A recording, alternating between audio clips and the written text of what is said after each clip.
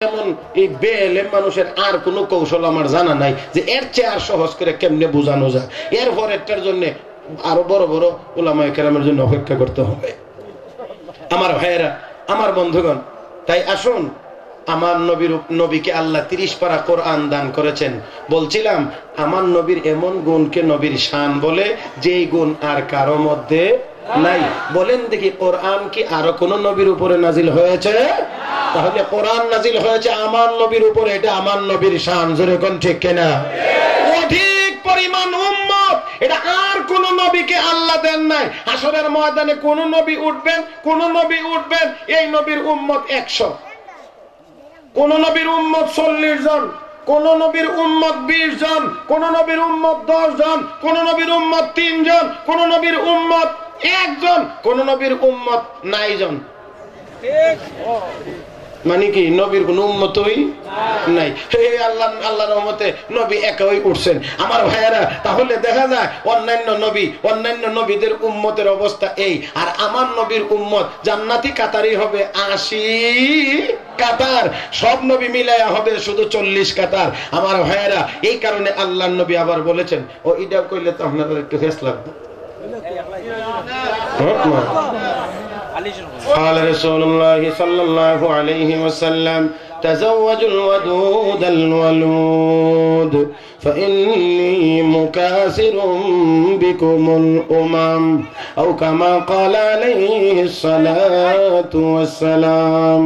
আল্লাহর নবী কয়, যেই বংশের মহিলারা বেশি সন্তান জন্ম দিতে পারে, এমন বংশ দেখে ওই বংশের মহিলাদেরকে, মেয়েদেরকে বিয়ে করো, যাতে করে সন্তান বেশি হয়, উম্মত বাড়বে। হাসরের ময়দানে আমি বিশ্ব নবী অধিক উম্মতের গর্ব আল্লাহর দরবারে করব। নবী কো উম্মত বাড়াও, আর আমরা দেশের বুদ্ধিজীবীরা কো উম্মত কমাও।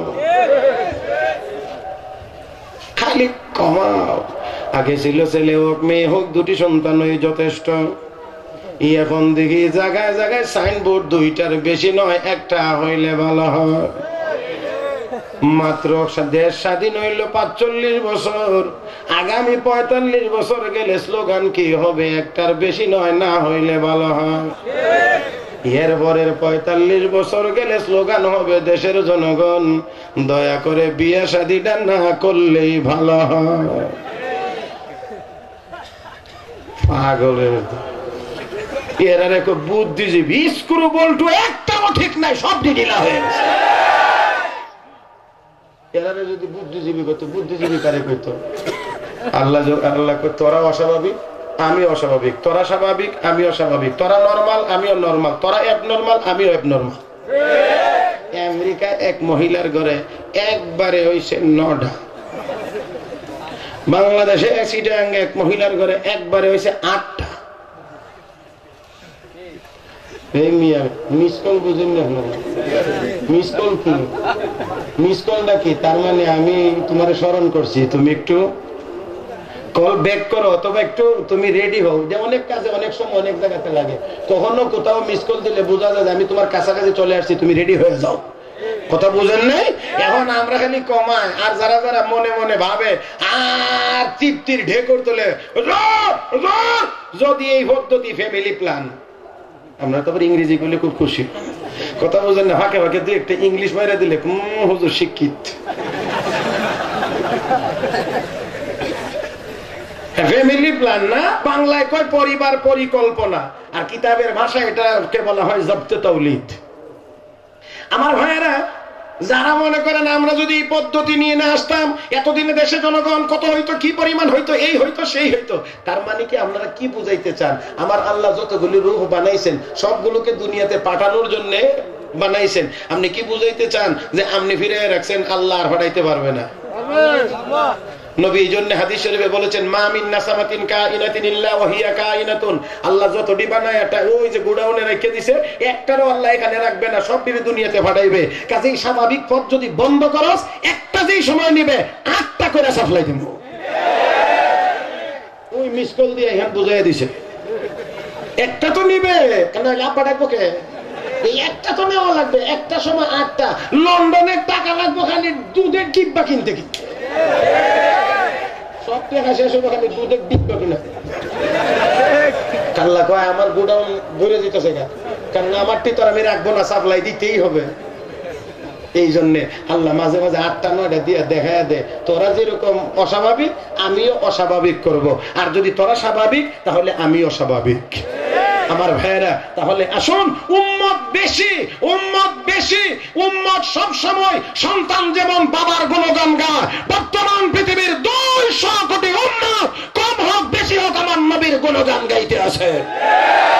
এই জন্য সারা দুনিয়া সকল কাফের বেঈমান, সকল নাস্তিক মুরতাদ, আমার নবীর দুশমনদেরকে আমরা সতর্ক করে বলতে চাই, মনে করবে না এই দেশের মুসলমান ঘুমিয়ে গেছে।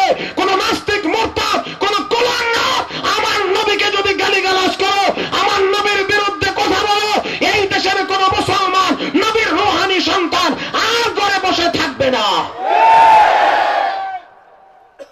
বন্ধুরা আমার, তাহলে আসুন, অধিক আল্লাহ কোরআন দিয়েছেন, এটাও আর কোন নবীকে দেন নাই। অধিক পরিমাণ উম্মত দিয়েছেন, এত অধিক পরিমাণ উম্মত আল্লাহ আর কোন নবীকেও দেন নাই। ইন্না আতাইনাকাল কাউসার, হে নবী আমি আল্লাহ আপনাকে কোরআন দান করলাম, আপনাকে উম্মত দান করলাম। কোরআনের মাধ্যমে আপনার সুনাম থাকবে, উম্মতের মাধ্যমেও আপনার সুনাম টিকে থাকবে, এখনো আছে। কাজেই নবীর এমন গুণ আলোচনা করার নাম নবীর শান, যেই গুণ আর কারো মধ্যে নাই, শুধু আমরা নবীর মধ্যেই আছে। আর আমাদের দেশে নবীর শানের কথা বলতে গেলে দৌড় মারে আজরাইলের কাছে, দৌড় মারে জিবরাইলের কাছে, দৌড় মারে মুনকার নাকিরের কাছে, যাইতে যাইতে গাউসুল আজমের কাছে। কথা বুঝেন নাই?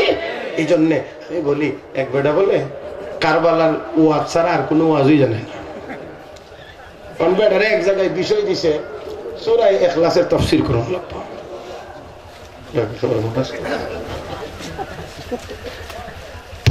এখন বক্তা তো গরম বক্তা না, বেটারা যখন সূরা ইখলাসের কথা দিছে, তো বেচারা যেমনি যেমনি উত্তর ঠিক করছে যে কুল শব্দের অর্থ হইল হে নবী আপনি বলুন। বেচারা সূরা পড়ে শুনেন, এই সূরা ইখলাসের ভিতরে আল্লাহর নবীকে আল্লাহ বলছেন কুল, হে নবী আপনি বলুন। আমার নবীকে আপনারা চিনেন? আমার নবী হলেন হযরত হাসান হুসাইনের নানা। আর হাসান হুসাইনকে চিনেন যারা কারবালার ময়দানে শাহাদাত বরণ করেছে। এই যে কারবালা গেছে, ও আখির দাওয়ানার আগে আর কারবালার থেকে ফিরে আসে নাই। তো এই হলো আমাদের অবস্থা, নবীর শানের আলোচনার অবস্থা।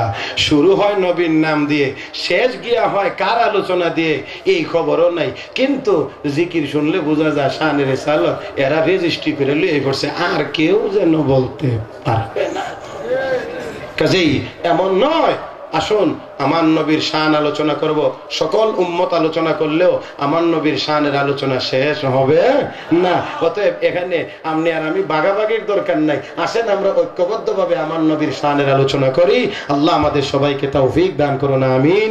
পরিশেষে আপনাদের সকলের সুস্বাস্থ্য, উন্নতি, অগ্রগতি ও কল্যাণ কামনা করে ইন্তেজামিয়া কমিটিকে আন্তরিক অভিনন্দন ও মোবারকবাদ জানিয়ে আপনাদের আন্তরিক দোয়ার প্রত্যাশা করে আজকের মতো আলোচনা এখানেই শেষ করলাম। ওয়া আখিরু দাওয়ানা আলহামদুলিল্লাহি রাব্বিল আলামিন। আসসালামু আলাইকুম ওয়া রাহমাতুল্লাহি ওয়া বারাকাতুহু। তাফসীর শুনতে পেলাম হযরতুল আল্লাম হযরত মাওলানা মেহরাজুল হক সাহেবের কাছ থেকে। সম্মানিত সুধী,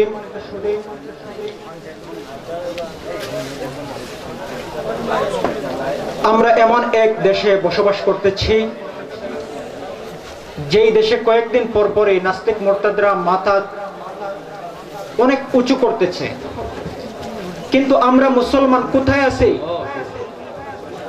কি করতেছি আমরা? আমাদের দায়িত্ব কি?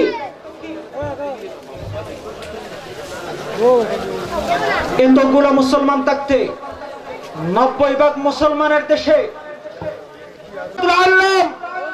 হযরত মাওলানা হাবিবুর রহমান সাহেবের নেতৃত্বে তসলিমা নাসরিন আন্দোলন হয়েছে, কিন্তু তসলিমা নাসরিন যেই বোরখা নিয়ে কথা বলেছিল, ওই বোরখা পরেই বাংলাদেশ থেকে পলায়ন করতে বাধ্য হয়েছে। প্রিয় সুধী, এর পর্যায়ে আপনাদের সামনে মানবতার মুক্তির সনদ মহাগ্রন্থ আল কোরআন থেকে গুরুত্বপূর্ণ তাফসীর পেশ করবেন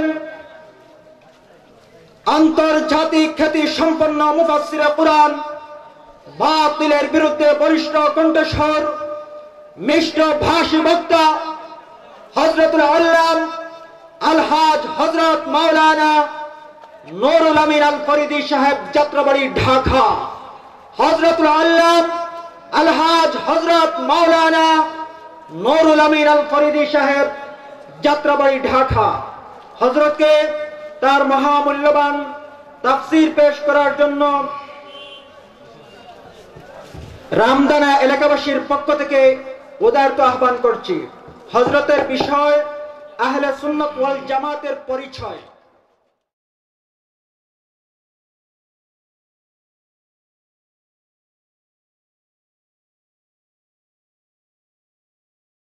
ونستعينه ونستغفره ونؤمن به ونتوكل عليه ونعوذ بالله من شرور أنفسنا ومن سيئات أعمالنا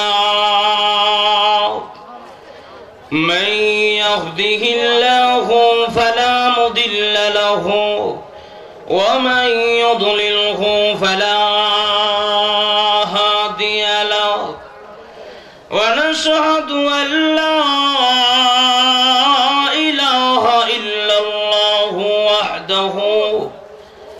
وحده لا شريك له ونشهد أن سيدنا وسندنا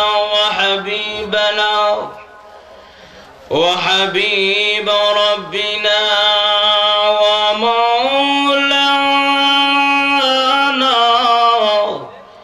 محمدا عبده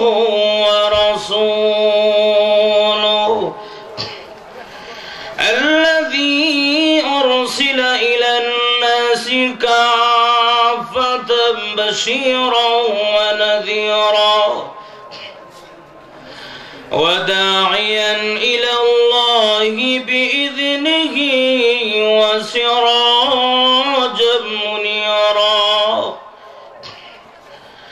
أما بعد فقد قال الله تبارك وتعالى في كلامه المجيد وفرقانه الحميد أعوذ بالله من الشيطان الرجيم بسم الله الرحمن الرحيم لقد جاءكم رسول من أنفسكم عزيز عليه ما عنتم حريص عليكم بالمؤمنين رؤوف رحيم بارك الله لنا ولكم في القرآن العظيم ونفعنا وإياكم بالآيات والذكر الحكيم. وقال رسول الله صلى الله عليه وسلم تركت فيكم أمرين لن تضلوا ما تمسكتم بهما كتاب الله وسنة رسوله أو كما قال عليه الصلاة والسلام صلى الله على سيدنا ومولانا محمد وعلى آله وأصحابه وبارك وسلم صلى الله على سيدنا ومولانا محمد وعلى آله وأصحابه وبارك وسلم بلغ العلا بكماله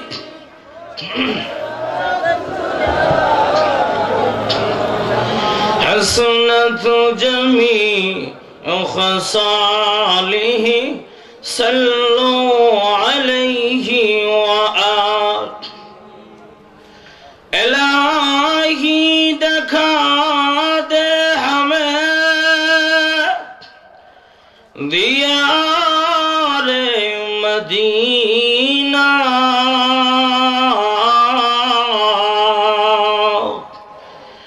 इलाही बना दे हमें गुबारे मदीना बलगल उला بكماله كشف الدجى بجماله حسنة جميع خصاله صلوا عليه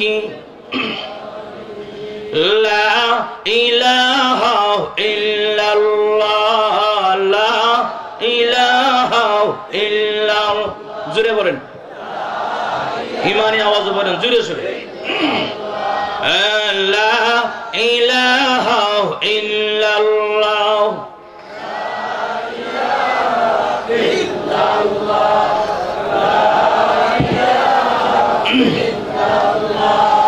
লা ইলাহা ইল্লাল্লাহ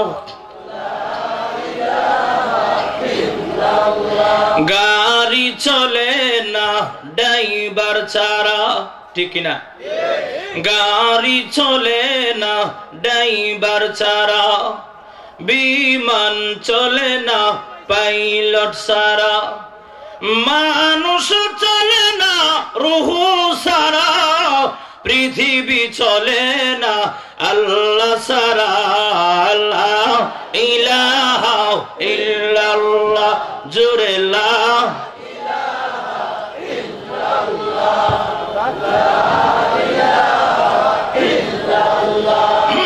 لا إله إلا الله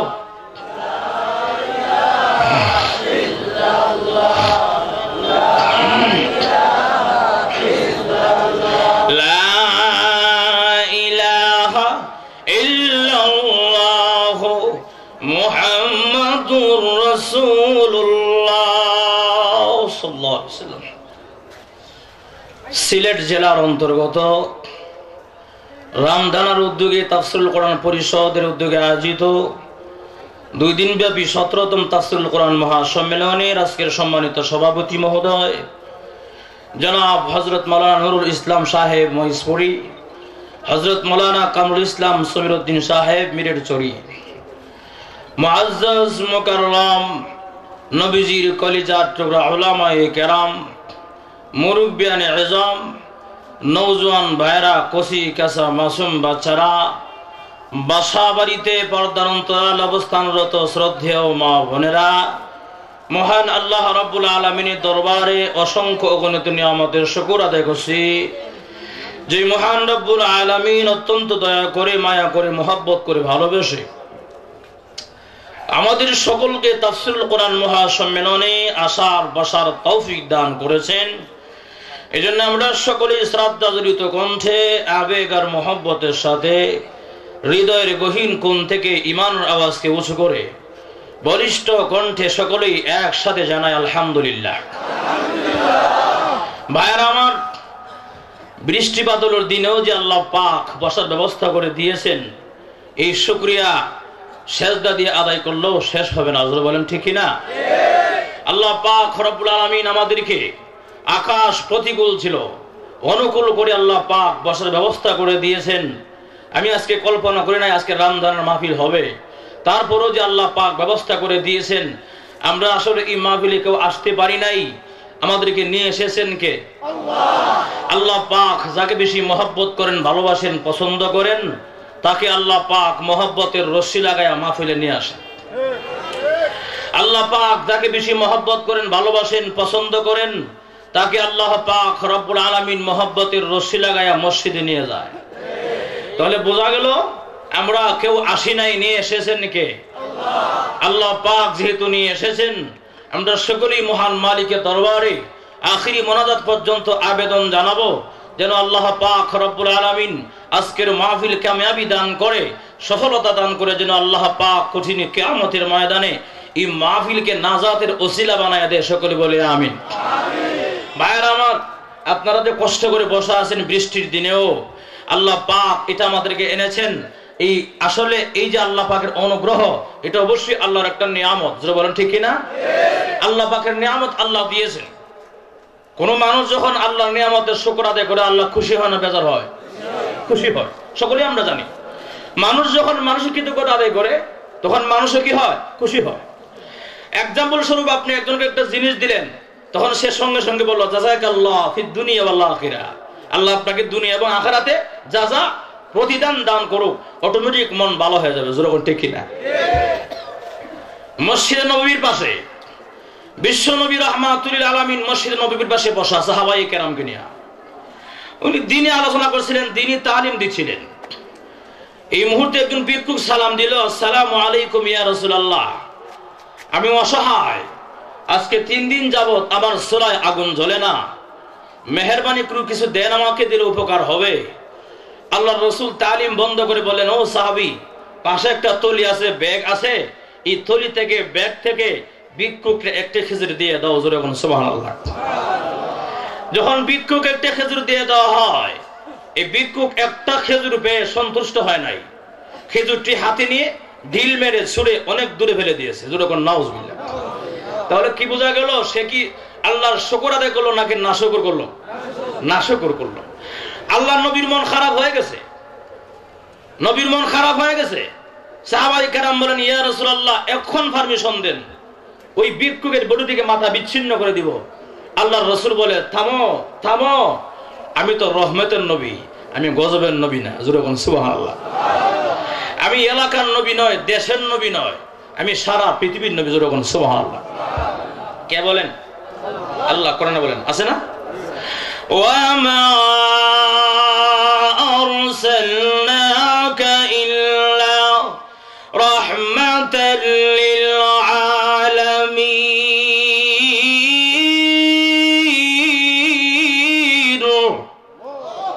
আছে না নাই? আমি আল্লাহ সারা পৃথিবীর জন্য আমার নবীকে রহমত বানাই প্রেরণ করেছে, রাহমাতুল লিল আলামিন। অতএব তাকে তার রাস্তা ছেড়ে দাও, ভিক্ষুককে ছেড়ে দাও। ভিক্ষুক কিছুক্ষণ দূরে যাওয়ার পরেই আরেকজন এসে সালাম দিল। কিছুক্ষণ পরে আরেকজন ভিক্ষুক, আসসালামু আলাইকুম ইয়া রাসূলুল্লাহ, আজকে আমার চুলায় 5 দিন যাবত আগুন জ্বলে না, একটু মেহেরবানি করে আমার কিছু দিলে উপকার হবো। আল্লাহ রাসূল আগের মতোই বললেন, সাহাবী, পাশের তলি থেকে আগের মতোই ভিক্ষুককে একটা খেজুর দিয়ে দাও।